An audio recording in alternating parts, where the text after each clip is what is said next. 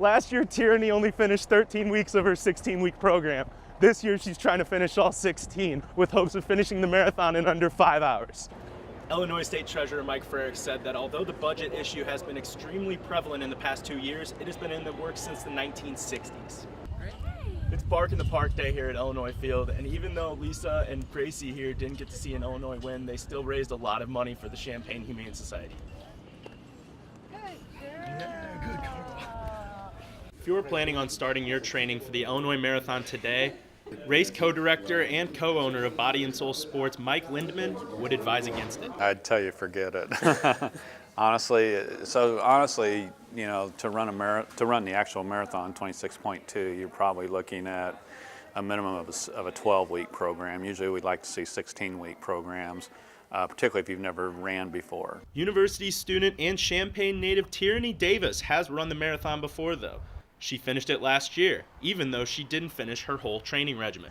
Last year, Tierney only finished 13 weeks of her 16-week program. This year, she's trying to finish all 16 with hopes of finishing the marathon in under 5 hours.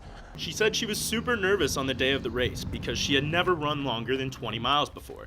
But she said once she hit the 18-mile mark, she knew she could finish.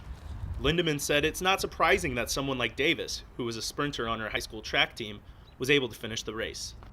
I mean, people that are active, say you play basketball all the time, you do all this other stuff, and you're pretty active and in good shape, you might be able to get through a marathon, but then the next 2 weeks you'll probably have a hard time just walking. Even though she is active, Davis definitely felt the pain after she crossed the finish line last year. My hips were in really bad pain, and we finished right here in the stadium on the 50-yard line. So to leave the stadium, you have to walk up the stairs, which was really cruel. And getting into cars was difficult. My body really hurt. A marathon is one of the most demanding physical tasks one can accomplish, so it's no wonder Davis was so sore. But to put it into context, whenever you run, a runner puts force equal to about 3 times their body weight on their leg and hip. With an average stride of about 30 inches, a runner will take 55,335 steps over the course of a marathon. Assuming the runner weighs 170 pounds, they will put approximately 28,220,544 pounds of force on their body after running a full marathon.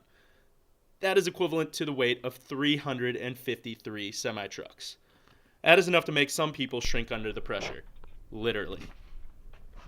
And I had actually read online before the run that marathon makes people's spines compress and they lose a few inches. So I measured myself before and after, and I was 1 3/4 of an inch shorter.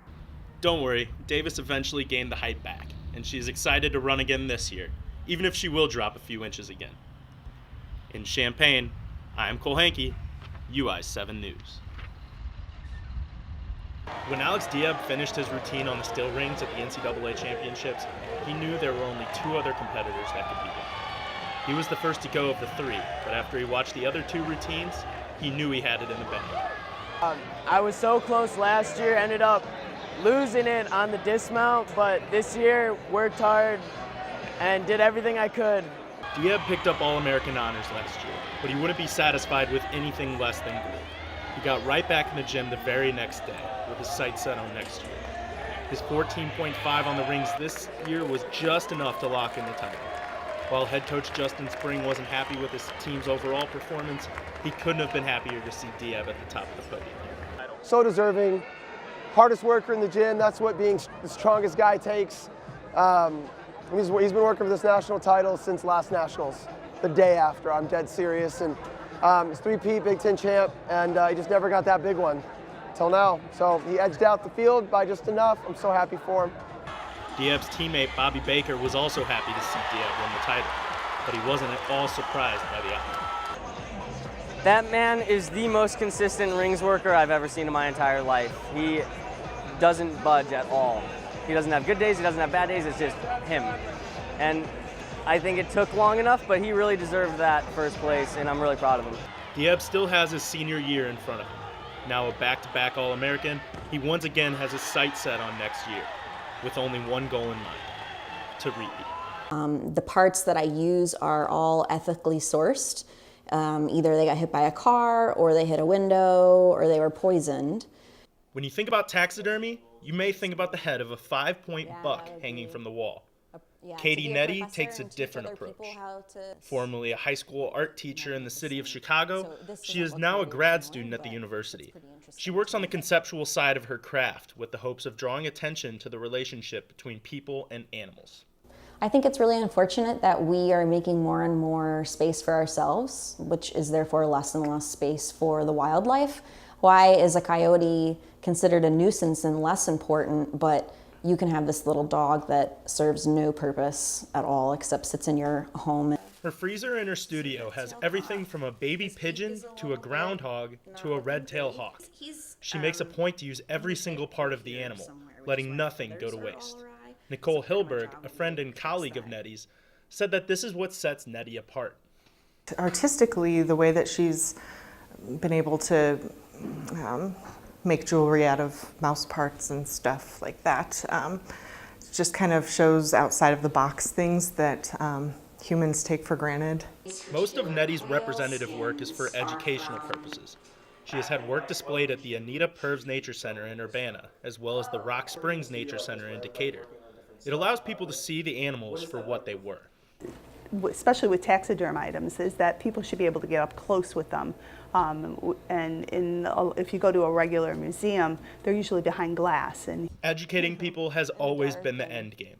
Nettie's goal is to become a college professor in the fine arts. There were too many guidelines to follow as a high school teacher, and the idea of helping others find their own style while she gets to continue her own work would be a dream come true. In Champaign, I'm Cole Henke, UI7 News. Yes, all the hobbies we have for you today are extremely exciting, but that's not the only thing that is exciting, because for the first time ever, UI7 News is broadcasting outside of Richmond Studios. We are taking advantage of every little piece of sunshine that is out there today, so we're bringing the newsroom outside. Yep, the weather is just beautiful, and this is the first time in my college career a professor actually let me have class outside. I am really excited.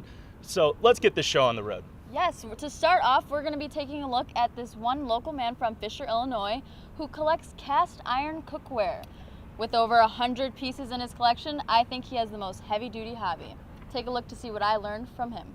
As the Illini men's tennis team gets ready for the Big Ten tournament tomorrow, 2 Illini seniors are approaching the end of their careers in the orange and blue. Alex Vukic and Aaron Hiltzik have been the faces of Illinois tennis the past few years. Vukic, the #1 singles player, and Hiltzik, the #2, were honored at the Illini Senior Day this past weekend in their match against Minnesota. It's senior day for him, and he's one of the grittiest, toughest people that, you got a lot of people that have been through this program that are really tough, and he's up there with those names in terms of one of the toughest guys I've ever coached. Vukic and Hiltzik have combined for 285 wins in their careers, while only taking 149 losses. Both are planning on pursuing a career in the pros. Vukic already has a top 100 win and a pro tournament title under his belt, and Hiltzik will be joining his older brother Jared on the pro circuit. Until then, the Illini will be focusing on the Big Ten tournament and the upcoming NCAA tournament.